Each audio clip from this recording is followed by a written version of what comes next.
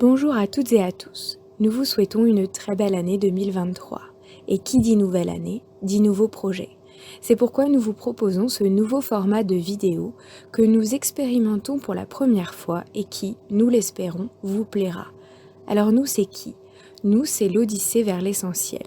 Nous, c'est Léva et Justine qui vous parlent, deux spécialistes en carnatologie. Nous vous présenterons plus largement notre travail dans de nouvelles vidéos tout au long de l'année, mais pour l'heure, nous pouvons déjà vous dire que nous proposons des ateliers et des conférences en astrologie, numérologie et tarologie, soit la carnatologie, et que nous proposons aussi des thèmes de naissance autour de la numérologie et de l'astrologie. Aujourd'hui, nous sommes ici pour vous parler de l'année 2023, pour vous présenter le paysage énergétique de cette nouvelle année. C'est parti! Qu'est-ce que c'est vous partager un paysage énergétique de 2023? Déjà, c'est pas vous parler de votre facture d'électricité. Ça va vous coûter cher, vous le savez, moi aussi, et je peux rien y faire.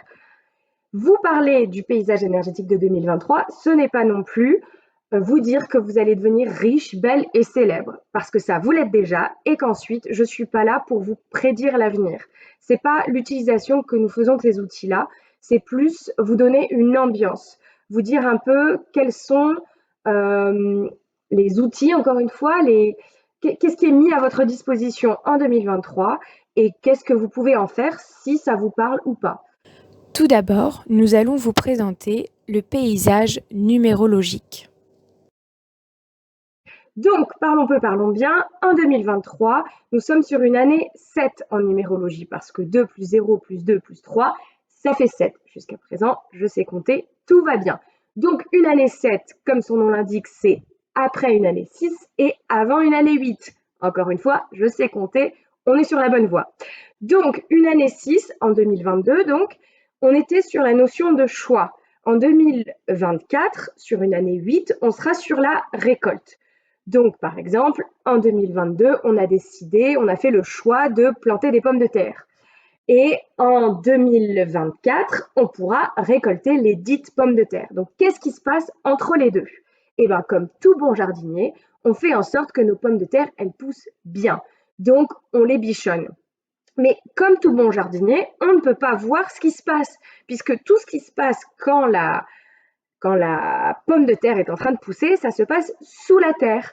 Donc, c'est dans une forme d'intériorité. Et ça, c'est le maître mot de l'année 7, l'intériorité. Donc là, à présent, vous pouvez prendre soin de votre pomme de terre qui pousse à l'intérieur de vous en faisant un peu, en ayant en faisant une introspection. Voilà. En étant dans une forme de réflexion, voire de méditation, pour vous poser les questions qu'il y a à se poser, pour vous laisser la place à des prises de conscience, parce que bon, vous avez planté des pommes de terre, mais si ça se trouve, maintenant qu'elles sont en train de pousser, que vous ne les voyez pas, vous pouvez être en train de vous dire, mais est-ce que j'ai vraiment envie de faire pousser des pommes de terre? Est-ce que j'aurais pas envie de faire pousser des choux de Bruxelles, par exemple? Et est-ce que c'est vraiment ça que j'ai envie de récolter et de manger en 2024? Donc voilà, donc il y a toutes ces questions-là qui se posent. Et aussi, est-ce que je les ai plantées au bon endroit? Parce que bon, là, ça fait 3 mois que j'attends et elles poussent toujours pas. Donc il y a tous ces questionnements-là de cette activité très intérieure qui n'est pas encore visible. Voilà, parce qu'on n'est pas dans une année passive, parce que le 7, c'est un nombre actif, mais on est dans une action autre, en fait, dans une activité autre. On est dans le laisser agir, en fait. C'est-à-dire que voilà, qu'on sait qu'on a planté nos pommes de terre, on sait qu'on a tout bien fait, qu'il faut qu'on continue à les arroser, mais entre-temps, il faut se laisser surprendre. Voilà, c'est aussi le maître mot de 2023, d'une année 7, c'est se laisser surprendre, parce que comme on se met dans cette posture d'introspection, de réflexion et donc de réceptivité, tout peut se passer en fait, le bon comme le mauvais.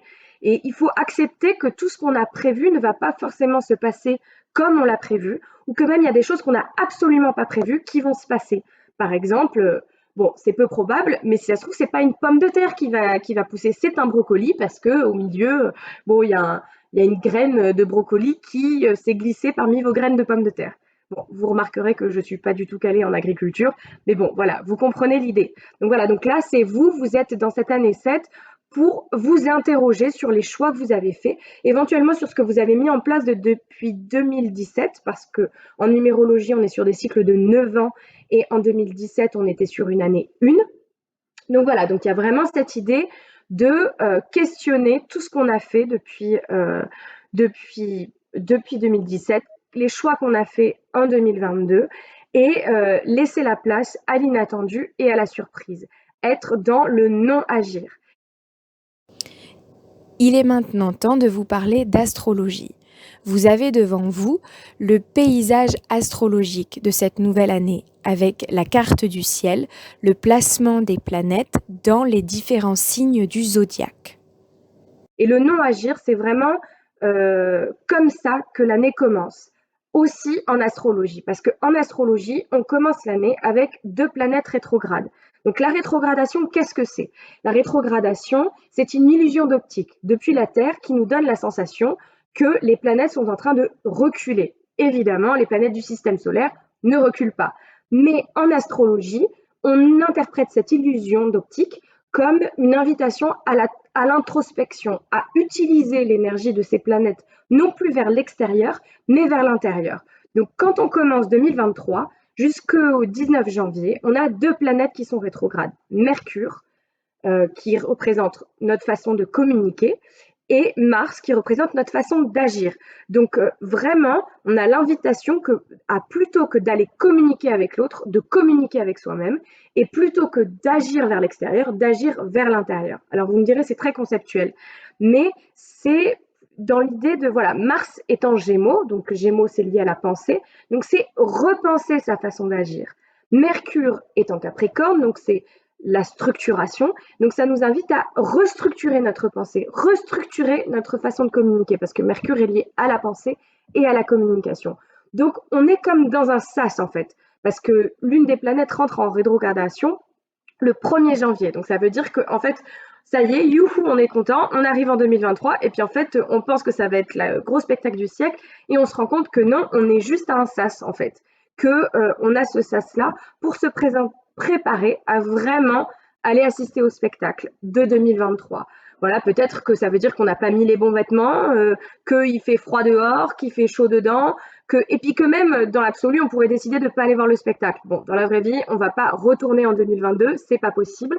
Mais en tout cas, voilà, il y a cette idée de se préparer à non-agir, à la non-action de 2023. Comment je repense ma façon d'agir, comment je restructure ma façon de penser pour pouvoir appréhender 2023 de la meilleure façon qui soit. Sachant qu'en astrologie, il y a 2 autres choses qui se passent, qui sont aussi une invitation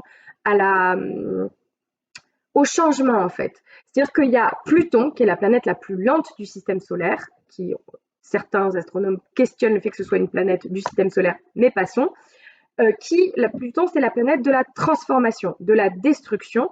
Mais attention, la destruction pour reconstruire derrière, c'est pas la destruction pour la destruction. Ça fait depuis 2008 que c'est en Capricorne. Le Capricorne, c'est très traditionnaliste. C'est vraiment, justement, c'est une énergie qui est à l'opposé, qui cherche à maintenir la structure telle qu'elle est. Donc, ça fait depuis 2008 que ça frotte un petit peu. Que voilà, qu'on est dans un conflit un peu où il y a des envies de faire exploser les structures, mais il y a le Capricorne qui maintient tout ça sous chape. Donc là, on va passer en 2023 dans l'énergie du Verseau, ce qui fait qu'en fait, là, il va y avoir un souffle nouveau qui va se passer parce que le Verseau, c'est le progrès, c'est le renouveau, c'est justement faire exploser ce qui ne convient plus, les traditions qui ne nous vont plus aujourd'hui, qui sont obsolètes. Donc l'énergie de Pluton plus l'énergie de Verseau, ça promet un grand chamboulement. De l'autre côté, il y a Saturne, qui est la planète des structures, qui était depuis 3 ans en Verseau et qui là va passer en Poisson. Donc on est dans une énergie plus douce, mais qui malgré tout est synonyme de changement, parce que le Saturne, c'est la planète de la structure, comme je l'ai dit, et le Poisson, c'est le signe, de la purification, de l'élévation. C'est l'idée de dissoudre. Donc avec Saturne en Poisson, on est vraiment dans l'idée de dissoudre les structures qui ne nous conviennent plus. Mais comme on est dans une énergie aquatique, parce que les poissons sont reliés à l'eau, ça se fait plus en douceur, c'est un petit peu plus fluide. Voilà, puis ça va durer 3 ans.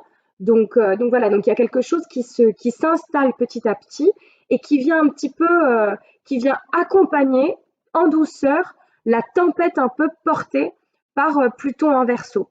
Donc voilà, donc il y a vraiment cette invitation à repenser individuellement et collectivement le monde dont on a envie. Et pour finir, nous allons vous parler de tarologie à travers l'arcane majeur de cette année 2023. Et pour terminer, en tarologie, l'année 2023 est reliée au chariot parce qu'on est sur une année 7, donc le chariot c'est le 7e arcane majeur. Et l'idée du chariot, c'est, vous voyez, il y a deux chevaux qui ne regardent pas forcément dans la même direction, mais le petit bonhomme au-dessus arrive à les mener dans la direction qu'il veut. Et donc, ces chevaux représentent nos parties contraires à l'intérieur de nous. Donc, vraiment, dans l'idée du chariot, il y a l'idée d'être dans la maîtrise de soi-même, d'arriver à un équilibre intérieur pour se mettre en mouvement. Mais du coup, il y a vraiment l'idée que pour pouvoir se mettre en mouvement, pour pouvoir être dans l'action, il faut absolument trouver cet équilibre-là. Il faut absolument réussir à faire cohabiter nos deux parties qui regardent dans deux sens contraires. Et on est évidemment dans l'idée du mouvement, sachant que le mouvement peut être très bien intérieur, surtout dans une année 7 et avec toutes les énergies qui nous portent, c'est vraiment de ça dont il est question. Donc voilà, donc on est dans une idée de mouvement, on est dans une idée de maîtrise. Et puis le chariot, c'est vraiment, ça représente les limites terrestres. Voilà, il est dans son cadre, tout va bien. Et c'est comment il va s'élancer pour sortir de ses limites terrestres, pour passer sur un autre plan en fait. Et je pense que c'est ça aussi, l'invitation qu'on a, c'est de faire passer notre vie à un autre plan, quel qu'il soit. Voilà, je pense que je vous ai tout dit. J'espère que j'ai été suffisamment claire. Je vous souhaite une très bonne année encore une fois, un doux mois de janvier et j'espère vous retrouver bientôt.